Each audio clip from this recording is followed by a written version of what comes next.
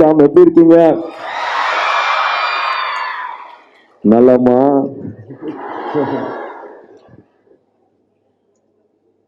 ரொம்ப ரொம்ப சந்தோஷமா இருக்கேன். உங்களால இங்க பாக்குறது வந்து ரொம்ப ரொம்ப சந்தோஷமா இருக்கேன். ஆனா இருக்கிற அத்தனை ப்ரொஃபசர்ஸ்க்கும் பெரியவங்களுக்கும் ஸ்டாஃப்ஸ் எல்லாருக்கும் என்னோட மரியாதைகளும் வணக்கங்களும். முதல்ல அகரமோட ஒரு கூட்டு முயற்சியில அகாடமிக் ஃபோக்கஸ் பண்ணி முதல் முறையா ஸ்டெம் பத்தின ஒரு கான்ஃபரன்ஸ் நடக்கிறது வந்து எனக்கு ரொம்ப ரொம்ப ஒரு முக்கியமான நாளா பாக்குறேன். ரொம்ப ஒரு மகிழ்ச்சியான ஒரு நாளா பாக்குறேன். இல்லையா, அகரம் ஆரம்பிச்சு ஒரு 15 வருஷத்துல இது வரைக்கும் ஒரு 6000 கிட்டத்தட்ட ஒரு 6000 கிட்ட மாணவ மாணவிகள் படிச்சு முடிச்சிருக்காங்க, படிச்சுட்டு இருக்காங்க. அதுல 70% பேர் 70% 70% பேர் என் தங்கைகள். 70% should be girls அப்படிங்கிறது வந்து வருஷம் அது ஒரு ரூலா பண்ணிட்டு இருக்கு ஒரு 15 வருஷத்துக்கு மேலேயே. ஸோ அகரம் குழுவா வந்து அவங்களுக்கு அடுத்தது என்ன பண்ணலாம், அகாடமிக் சம்பந்தமா வந்து அவங்களுக்கு என்ன தேவைகள் இருக்கு, எங்க கேப்ஸ் இருக்கு, என்ன விஷயங்கள் பண்ணலாம் அப்படின்னு குழுவா யோசிக்கும் போது வந்து we realized ஸ்டெம் சம்பந்தமான படிப்புலையும் துறையிலையும் அவங்களோட பங்களிப்பு வந்து குறைய இருக்கு, கிட்டத்தட்ட ஒரு 30% தான் இருக்கு அப்படிங்கிறது வந்து we realized. ஸ்டெம்ங்கிறது வந்து சயின்ஸ், டெக்னாலஜி, இன்ஜினியரிங், மேத். என்னடா ஒரு பிகாம் முடிச்சுட்டு இதெல்லாம் சொல்றேன்னு பார்க்காதீங்க, கொஞ்சம் ரிசர்ச் பண்ணிட்டு அதனால சொல்றேன். ஸோ இது நம்ம ஊர்ல மட்டும்தானா, இது நம்ம குழந்தைகளுக்கு மட்டும்தானா, நம்ம சமுதாயத்துல மட்டும்தான் அப்படி இருக்கா? ஏன்னா நான் ஒரு அப்பாவை வீட்டில் பார்க்குறேன். நான் என் தங்கச்சிக்கு நடக்கிறது, என் மனைவிக்கு நடக்கிறது, என் குழந்தைக்கு, என் பொண்ணுக்கு, என் பையனுக்கும் நான் எனக்கு தெரியாமே பண்ற சின்ன வித்தியாசங்கள் தான் காரணமா, அவங்களை வளர்க்குற விதம் காரணமா அப்படின்னு பார்க்கும்போது இல்லை அப்படின்னு ஒரு ரிசர்ச் சொல்லுது. உலகம் பூராவே இன்ஜினியரிங் சம்மந்தப்பட்டது, இனோவேஷன் சம்மந்தப்பட்டதுல வந்து பெண்களோட பங்களிப்பு வந்து 30% குறைவா தான் இருக்கு அப்படிங்கறத வந்து ரிசர்ச் சொல்லுது. பட் ஆனா ஸ்டெம்ங்கிறது வந்து வெறும் ஒரு சயின்ஸ் மேத் மட்டும் கிடையாது. அது வந்து it is creativity, it is problem solving, it is innovation, it is resilience. இது எல்லாமே பெண்களுக்கு வந்து இயல்பா வரக்கூடியது. அப்படியே வரமாட்டேங்கிறாங்கன்னு பார்த்தா ஐ திங்க் ஒரு ரோல் மாடல்ஸ் இல்லை எங்களுக்கு வந்து, இது வந்து ஒரு எடுத்துக்காட்டு இல்லை, ரோல் மாடல்ஸ் இல்லை அப்படின்ட்டு ஒரு காரணம் வைக்கிறாங்க. ஆனா அதுவும் இல்லை அப்படிங்கிறது வந்து இந்த ஃபங்க்ஷன் போறதுக்கு முன்னாடி ஒரு சின்ன ரிசர்ச் பண்ண அதுலயும் தெரிஞ்சது. பெண்கள் நம்மளுக்கு என்னெல்லாம் கொடுத்துருக்காங்க அப்படின்னு பார்த்தீங்கன்னா, வேர்ட் ப்ராசஸர் கொடுத்தது வந்து பெண்கள், கம்ப்யூட்டரைஸ்ட் புக்கிங் ஆஃப் ஏர்லைன் கொடுத்தது வந்து ஒரு பெண், solar heating system, stem cells, software that made moon landing. Neil Armstrong முதல்ல போய் ஒரு ஆனா காலை வச்சுட்டாரு, ஆனா அவர் அங்க கொண்டுட்டு போய் இறக்குனது வந்து ஒரு பெண். Medical syringe, laser contract surgeries, fridge, CCTV, diaper, dish washer, chemotherapy, computer software, airline சத்தம் வராமல் இருக்கிறதுக்காக, இன்ஜின் சத்தம் வராமல் இருக்கிறதுக்கான அது மஃப்ளர் பண்ணது வந்து ஒரு பெண், பர்த் கண்ட்ரோல், அப்புறம் நிறைய பேருக்கு பிடிக்கும் pier, call centre, car heating, காரோட வைப்பர் பண்ணது வந்து ஒரு பெண். இப்ப எல்லாருமே கனெக்டடா இருக்கிற வீடியோ கால், அதாவது வைஃபை ஆகட்டும், இப்போ அது இல்லாம இருக்கவே முடியாது இல்லையா, வைஃபை கண்டுபிடிச்சது வந்து ஒரு பெண். நம்ம இந்தியாவோட அக்னி மிசைல் அதுல முக்கிய பங்கு அளிச்சது வந்து டெசி தாமஸ், நம்ம இந்திய பெண். இஸ்ரோல மங்கள்யான் உட்பட 14 மிஷன்ஸ் வெற்றிகரமா எடுத்ததுல ரொம்ப ரொம்ப முக்கியமான இஸ்ரோல சயின்டிஸ்ட் வந்து நந்தினி ஹரிநாத் அவர்கள் 14 இயர்ஸ் அவங்க கான்ட்ரிபியூட் பண்ணிருக்காங்க. ஸோ பெண்களோட பங்களிப்பு வந்து ஏகப்பட்டது இருக்குது. வழக்கம் போல எல்லா இடத்துலையுமே வந்து கவனிக்கப்படுற, பாராட்டப்படுற, இல்லாட்டி பேசப்படுற வந்து ஆண்களாகவே மட்டும்தான் இருந்திருக்குது. என்ன சுத்தி இருக்கிற பெண்களை வந்து நான் ரொம்ப ரொம்ப சக்தி வாய்ந்தவங்களா நான் பார்த்திருக்கேன். அது எல்லா இடத்துலையுமே நான் பொருந்தும். என்னை சுத்தி இருக்கிறேன்னா என் வீட்டில இருந்து நான் இப்போ அகரம் ஒரு 6000 குழந்தைங்க இருக்காங்கன்னா வந்து அதுல முக்காவாசி பேர் அகரம் நடத்துறது வந்து பெண்கள். அதில் இன்னொரு முக்கியமான தாய்னா ஜெயஸ்ரீ சொல்லுவேன். So I really believe in women power.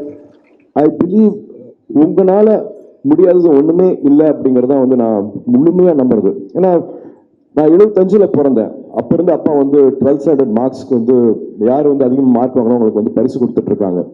48 வருஷம் ஆக போகுது. இப்போ வரைக்கும் அதிகமாக பாஸ் ஆகிறது வந்து பெண்கள், அதிகமாக வந்து காலேஜ் படிப்பை முடிக்கிறதும் வந்து பெண்கள். அப்புறம் எங்க அந்த ட்ரீம் கேப் வருது?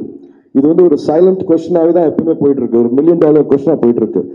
நிறைய மார்க் வாங்குறதும் பெண்கள், நிறைய படிச்சு முடிக்கிறதும் பெண்கள். அதுக்கப்புறமா என்ன ஆகிறாங்க அப்படின்னா, அப்கோர்ஸ் நம்மளோட சமுதாயம் வந்து அதை பல விஷயங்கள் கொடுக்குது. வந்து அவங்களால தொடர்ந்து வேலை செய்ய முடியாது, குழந்தை பிறந்துடும், அவங்கள நம்ப முடியாது, வேலைக்கு வந்துட மாட்டாங்க, ஒரு பொறுப்பு எடுத்தாங்கன்னா முடிக்க முடியாம போயிடும் அப்படிங்கிற பல ஒரு கிளாஸ் சீலிங் இருக்கு, ஒரு கிளாஸ் வால் இருக்கு. பட் அதை எல்லாமே தகர்த்துட்டு நம்ம வந்துட்டு இருக்கோம்.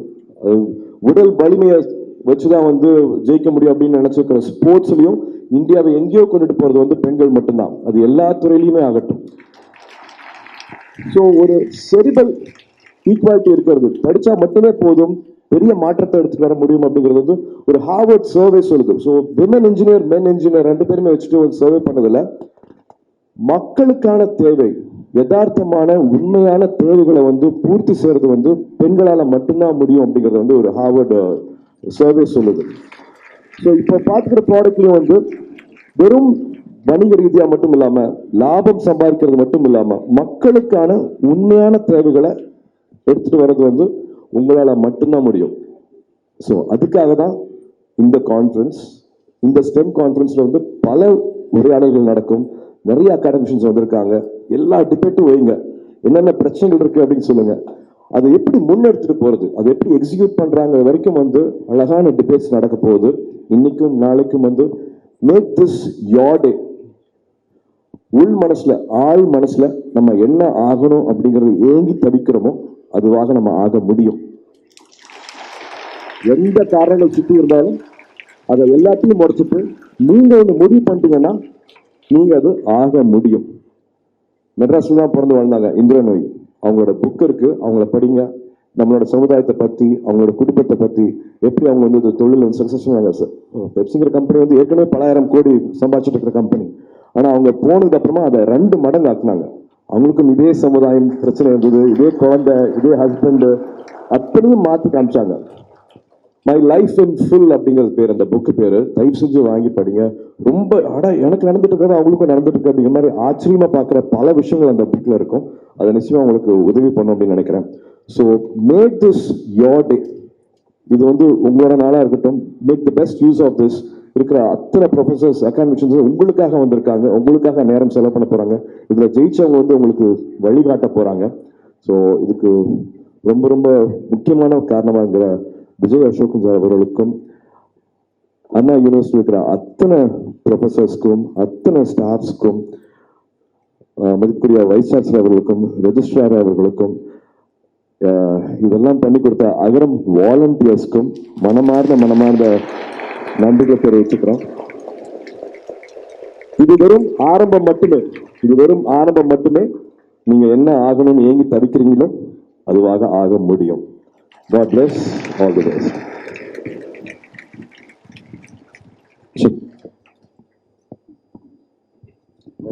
குறிப்பா பத்திரிகை நண்பர்கள் எல்லாருக்கும் வணக்கம். அண்ட் இதை போய் தயவுசெய்து ஷேர் பண்ணுங்க. பெண்களுக்கு எப்பவுமே ஒரு ஆண் உழைக்கிறத விட ஒரு 50% எக்ஸ்ட்ரா ஒரு பெண் உழைச்சா மட்டுமே தான் அவங்களுக்கு அந்த அடையாளம், அங்கீகாரம் கிடைக்குது. ஆனால் நிச்சயமாக ஒரு பெண் இதுல விதிவிலக்கு இருக்கலாம்.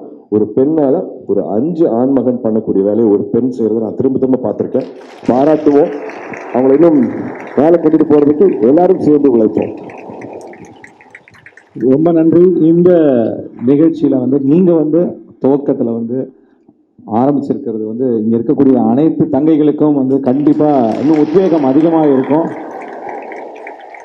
ஏன்னா அவங்களுக்கு நிறைய பேருக்கு தெரியணும், ஆக்சுவலா இந்த எம்பவர் கான்க்ளேவ் பண்ணும்போது யாரோ 4-5 ப்ரொஃபசர் சேர்ந்து செய்யறாங்க அப்படிங்கிறது மட்டும் இல்ல, அதுக்கு பின்னாடி நீங்களும் வந்து அதை மகிழ்ச்சியா உத்வேகத்தோட கொண்டு போயிட்டு இருக்கீங்க.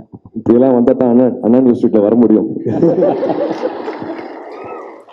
இல்லைண்ணே, நம்மளாம் லயலால படிக்கும்போது கல்ச்சுரல்ஸ் வருவோம்ல, ஸோ இந்த மேடை வந்து கல்லூரி காலங்களில் கல்சூல்ஸ்க்கு வந்திருப்போம். பட் இந்த மாதிரி கான்க்ளேவுக்கு உள்ளே வர்றது, ரெஜிஸ்டர் பண்ணி வர மாதிரி நம்ம உள்ளே வர்றது ஒரு ஸ்டேஜில் வர்றது ரொம்ப பெரிய விஷயம். ஸோ இன்றைய நிகழ்ச்சியை இனிதே நமக்கு வந்து துவங்கி அவருடைய ஒரு ஸ்பெஷலான ஒரு மென்ஷன் இன்னைக்கு வந்து ஏன் எம்பவர் அப்படிங்கிறத ரொம்ப அழுத்தமாக சொல்லியிருக்காரு நமது அண்ணன் சூர்யா அவர்கள். அவர்களுக்கு மிகப்பெரிய நன்றியை தெரிவிச்சுக்கிறோம். இந்த 2 நாளுடைய முடிவு இங்கே எத்தனை பேர் என்னவா ஆறாங்கன்றது இன்னும் சில ஆண்டுகளில் நீங்கள் பார்ப்பீங்க. இங்கே இருக்கக்கூடிய இதே மாதிரி ஒரு கான்க்ளேவ்ல இந்த தங்கைகள் சிறப்பு விருந்தினராகவும் சயின்டிஸ்டாகவும் வந்து உட்காருவாங்க அப்படிங்கிறது கண்டிப்பாக நாங்கள் இன்னைக்கு பதிவு பண்ணுறோம். ரொம்ப நன்றி.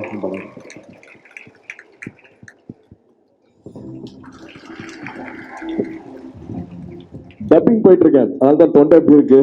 அங்கே வெயிட் பண்ணிட்டு இருக்காங்க கங்குவாக்காக. ஆல்மோஸ்ட் படம் முடிஞ்சிருச்சு. So I have to leave now. அதனால உங்கள்கிட்ட வந்து விடைபெற்றுக்கிறேன். தேங்க்யூ.